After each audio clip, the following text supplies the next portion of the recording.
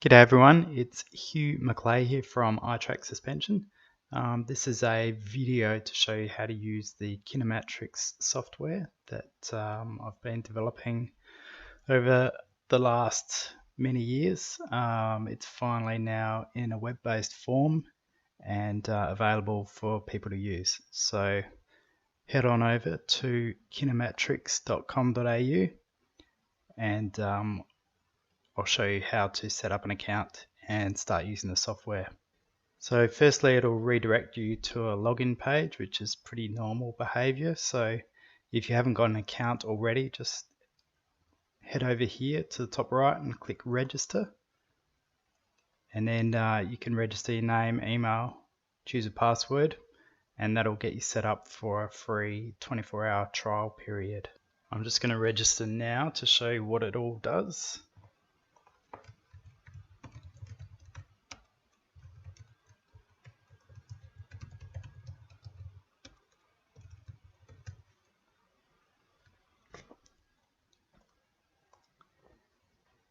So when you register, it shouldn't take too long, and it'll send you an email with a link to follow. You can actually log in now with your new account, but it won't let you get too far. So I'll just show you what that looks like.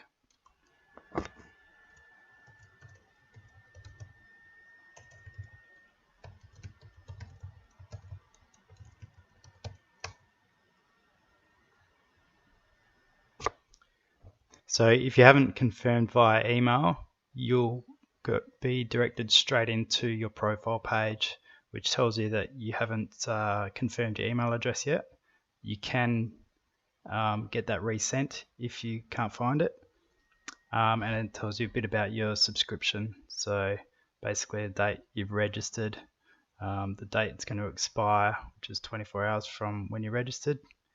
And that'll actually bump up to 24 hours from when you confirm your email. So if you don't confirm your email for a day or so, it'll still work for 24 hours after you confirm your email.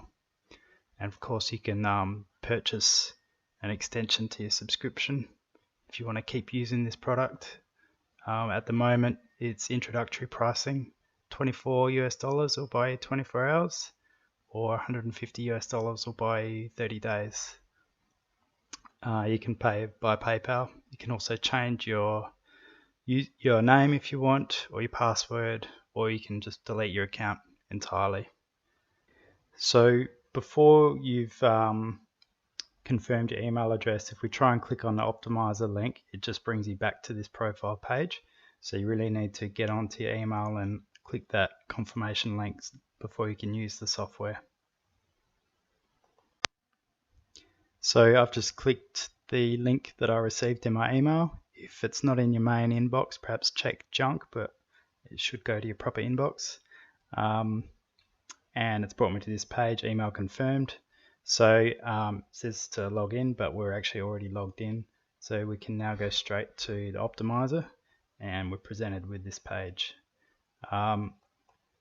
This button over here lets us choose a model from a list of sample models. Basically, when you register, you'll be provided with 4 sample models. That's to help with getting you started. You can build a model from scratch if you want. So just a quick overview of what we've got here.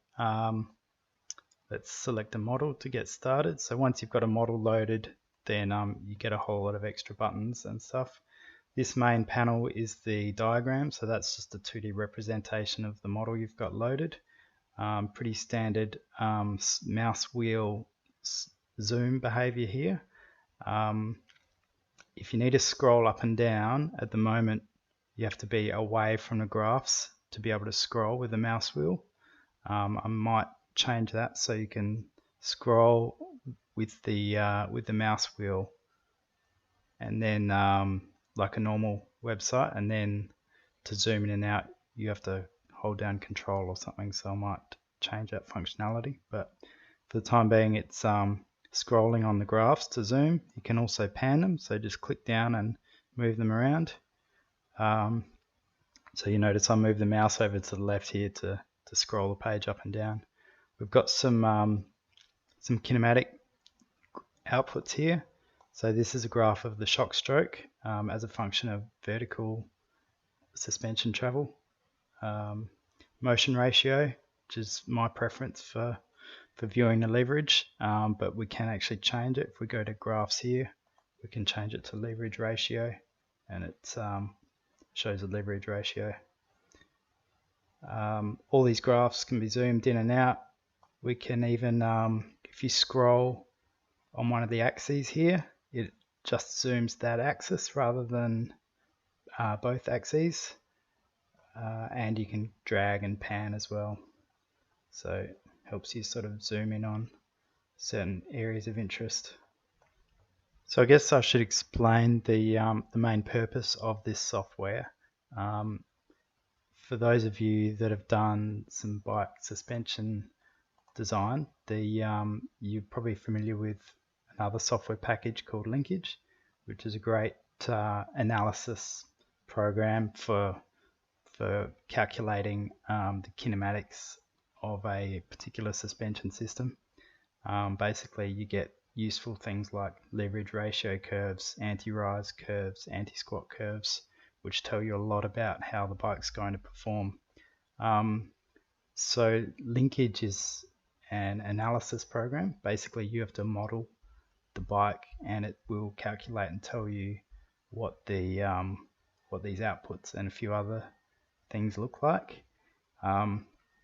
This software is an optimization suite. So basically, once we set up an initial model, we can then start to tell it what sort of curves we want our bike to have, and the software will try and move the pivots to achieve those curves. So what I'll do is just work through all the menus and show you what things you've got control of, and then show you how to perform some optimization. So the first drop down we've got is diagram. Basically that's all the controls for this panel here. We can move the suspension. We can show some other points of interest. You can put a bike model in the background. So basically you can select here from any of your models that you've got saved in the database. So in this case, I loaded up the 4-bar short lengths model in the background. So that's this lighter grey model here. And now we've got a slider here. We can actuate that model as well.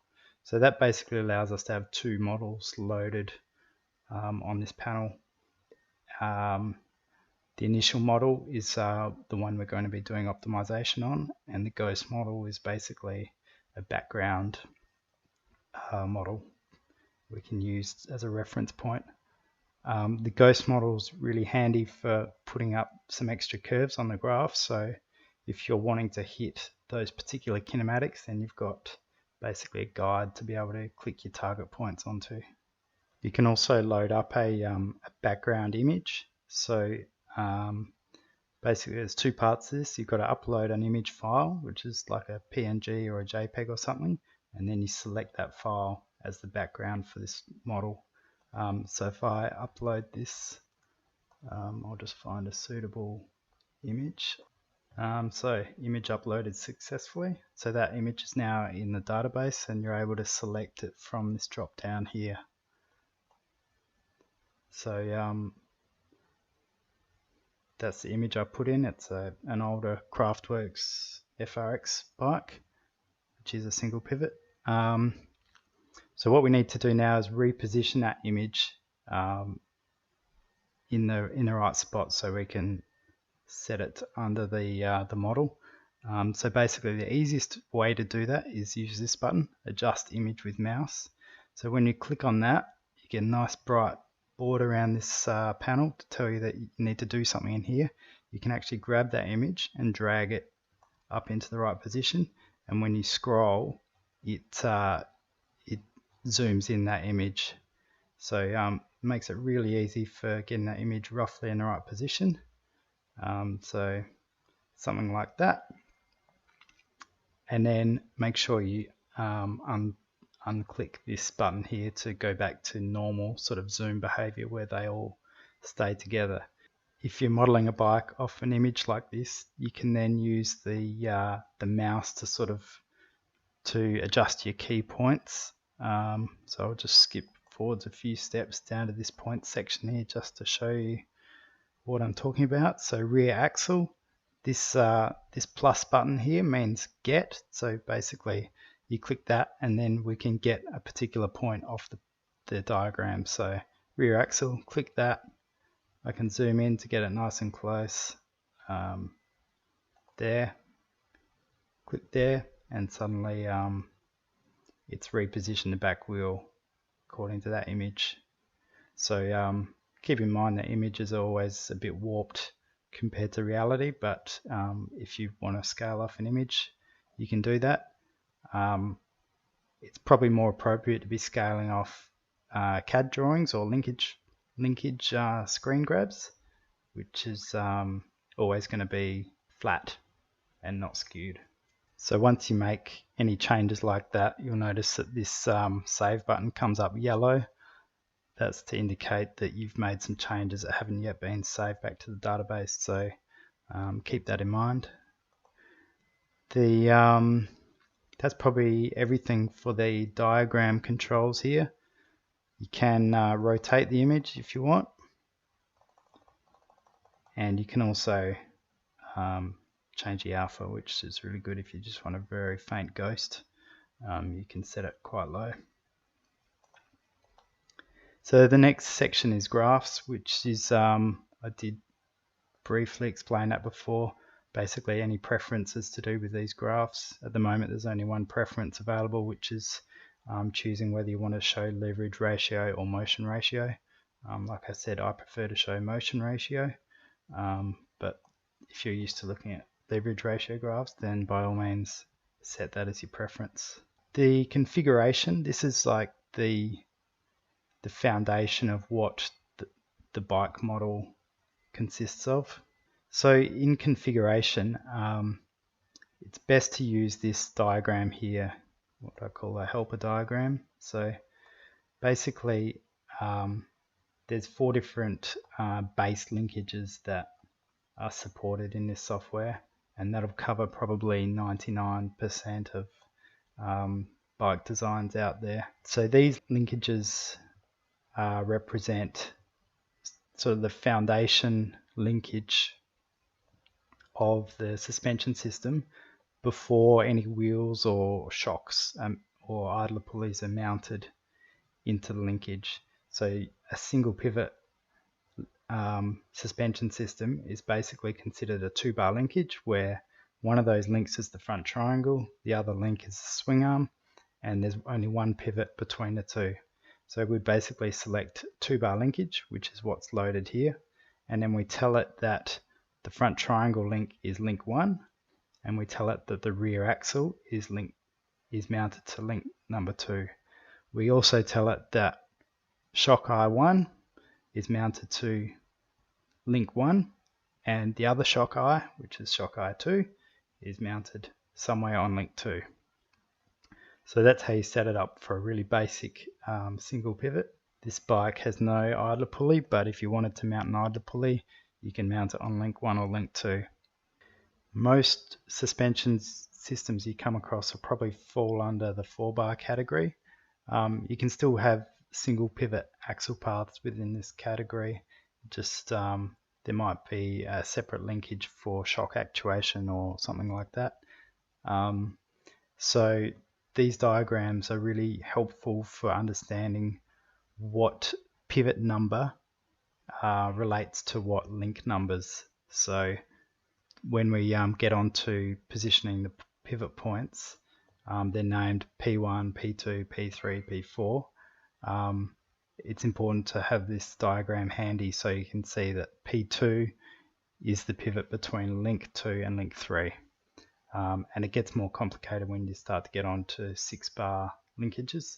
So this last item here is basically saying whether we're actuating the shock by the suspension by the shock or by the wheel. It's really telling us what the limiting factor is in achieving maximum travel. So that's useful to have control of that for when we do the optimization. The next section is the all the points data. As I showed before, you can adjust any of these initial points by clicking on the plus sign and clicking on the diagram, or you can manually punch them in if you want. If we went to, say, a 4-bar system there, then suddenly we get a whole lot more options here: P1, P2, P3, P4. And if we load up an idler pulley, then we also get an idler pulley point to select there as well. This section, dimensions, is kind of like a resting place for miscellaneous items. Basically, you can put in your front and rear wheel diameters there, chainring sizes, cassette, number of teeth. Head angle is really just to draw a fork for just to help you visualize how the frame will fit together. It doesn't really serve a function in terms of the optimization. Axle to crown, fork offset, and head tube length. That's all just numbers required to be able to draw this fork in place. So the next section is the constraints. So this sets up some rules for the optimization process, and basically when it's performing the optimization, it won't violate any of these constraints. Firstly, this is where we tell the software how much shock stroke there should be and how much wheel travel we want. You'll remember in the configuration we've got actuate suspension by shock. So basically when we have that selected, it's saying, okay, 55 mil, it's going to move the shock 55 mil and see how much travel we get. Now this model's been optimized to achieve exactly 55 mil at 160 mil travel. So it basically doesn't change the model at all when we switch between wheel and shock. But let's just say we wanted to get 170 mil travel there. Then because we've got it set up to actuate by the wheel at the moment, this is saying that when our wheel moves to 170 mil travel, the shock actually compresses 58.69 mil instead of the 55 mil that we were asking for, which is 3 mil more than the 55 that we asked for. So let's say we now want to fix up this model so that we get exactly 55 mil shock stroke with 170 mil wheel travel, and we also want to get shock eye to eye to be 210 mil, which is a standard metric size. And basically we can set some boundaries for the shock eyes to give them some wiggle room to move. So basically click show boundaries if it's not already clicked. There's none shown there yet on the diagram because they're all 0 at the moment. So what we can do is click S1, which is one end of the shock. Now if you don't know which end S1 is, you go up to your configuration and see that shock eye 1 is mounted to link 1 and the link 1 is the front triangle link. So that's where this configuration will help you understand which bit is what. Another way you could work it out is by hovering over some of these things. That's the S2 path there, so that must be shock eye 2 and this one here must be shock eye 1. So we can draw a boundary for shock eye 1. Just click that plus sign down there on the boundaries and then just drag a box here on the diagram. Same for shock eye 2. What we're doing here is we're just going to run an optimization here This is, I guess, what I'd call a preliminary optimization. So we're not yet asking for specific leverage ratio curves or anti-squat, anti-rise curves. We're just trying to get the model to give us 170 mil travel with 55 mil stroke. So just click optimize, boom, and we've got some results now. So what it's done is it's repositioned both ends of the shock there, and we now this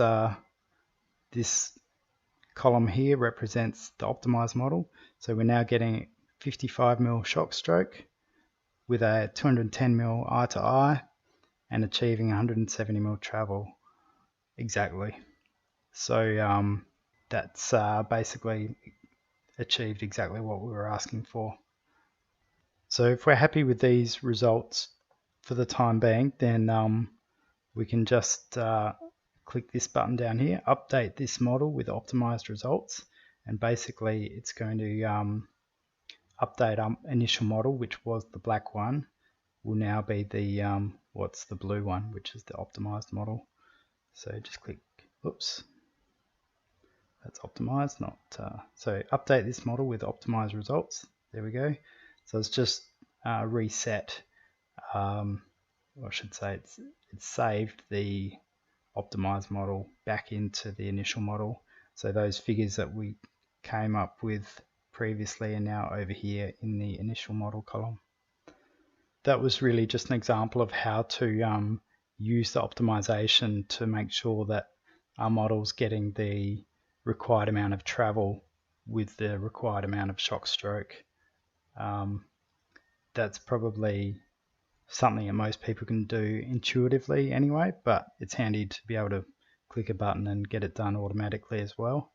The next one we're going to do is use the optimization to try and reposition the main pivot and hit certain anti-squat or anti-rise characteristics. So most people would know that the position of the main pivot on a single pivot bike is what determines the anti-rise and the anti-squat curves.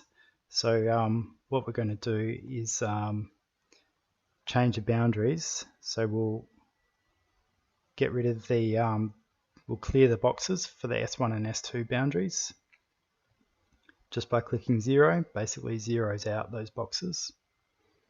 So they're gone now. And we can give a boundary box for the P1, which is pivot 1, the main pivot.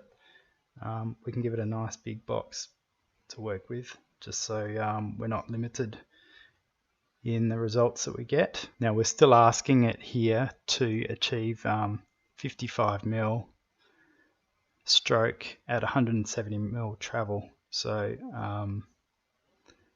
that's the constraints we've got set up. The boundaries, we've just put that one in for the main pivot, and now we can start to play with some target kinematics.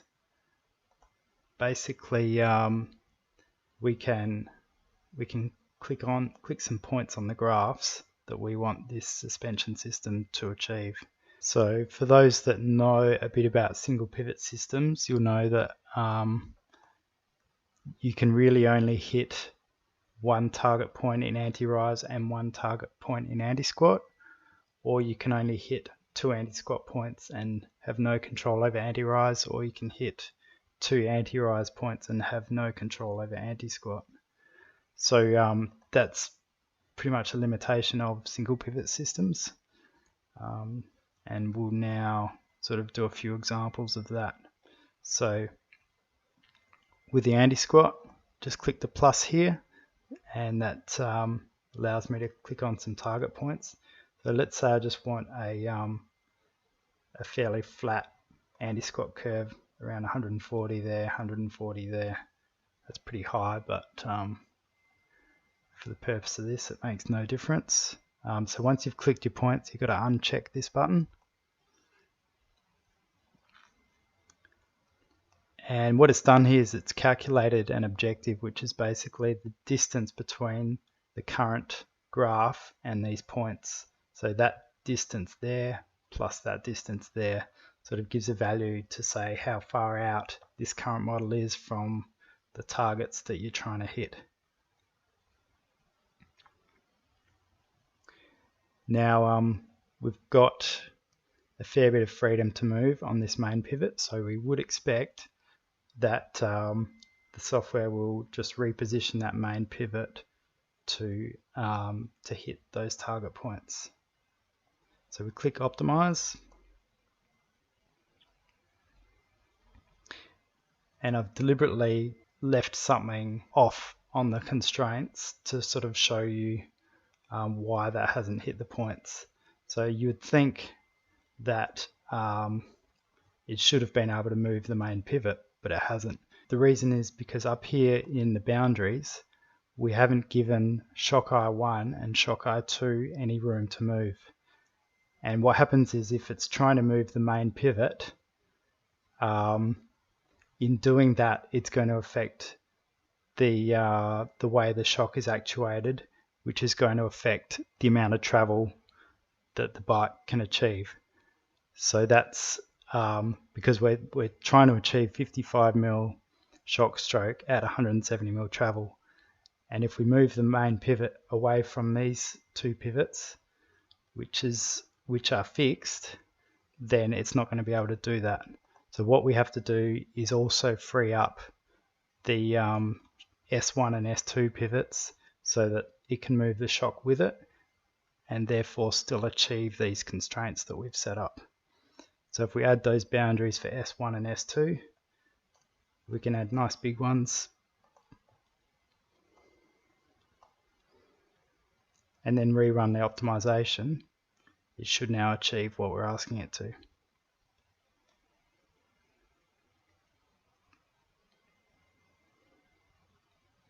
So there you go. So anti-squat, it's hit those 2 points exactly.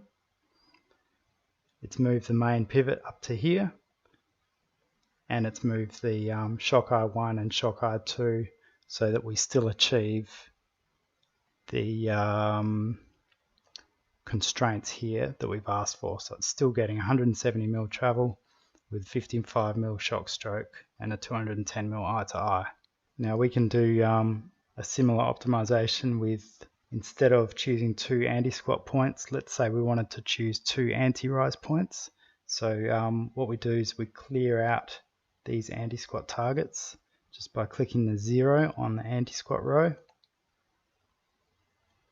And then we add in some anti-rise targets. So click that plus, click a couple of points there, click plus again to lock them in, and then we can optimize it.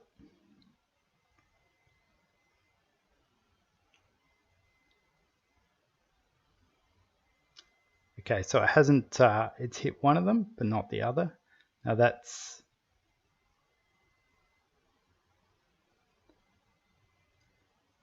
most likely, here we go. We can see that it's pushing up this pivot really high and having to move the shock and the shock eyes with it. And basically shock I1's hit the edge of its boundary and it can't go any further. So that's probably because asking for a flat anti-rise curve out of a single pivot is pretty much impossible with having a reasonable pivot location. So let's redo those target points and see what we get. So we'll clear them out. We can also clear these optimized results if you don't want to see them and don't like them. So there, anti-rise, let's add the targets. Let's go more of a downward curve like that. Lock them in, optimize. Boom, there it goes. So it's now hit those 2 points. It's put the pivot down to here and it's adjusted the shock slightly to account for that so that we still get 170mm travel at 55mm shock stroke. Now what we can do is try and hit one anti-rise point and one anti-squat point, which is pretty straightforward again. Let's clear these anti-rise target points. So they've been removed now. We can clear these optimization results if we want to clean it up a bit. So let's add one anti-rise point there and one anti-squat point there and optimize it. And we've hit both of those points. Up at the diagram you can see it's moved the main pivot to there and adjusted the shock position to suit. If you're happy with those optimized results and you're ready to then jump back into CAD and start modeling up your bike, then you can grab the results from here, the last one. That's just the coordinates of those optimized results. If you want to save those into this model, you click this button, update this model with optimized results. Or if you want to create a new model with these results, you can say save optimized solution as new model. So that'll allow, it's basically like saying save as. So that's a basic intro into how to use this optimization suite. There's obviously similar, it's a similar process for hitting target leverage ratio points. So for example, if I want my leverage ratio to be like this, a bit flatter, then I can run the optimization again and see what it does.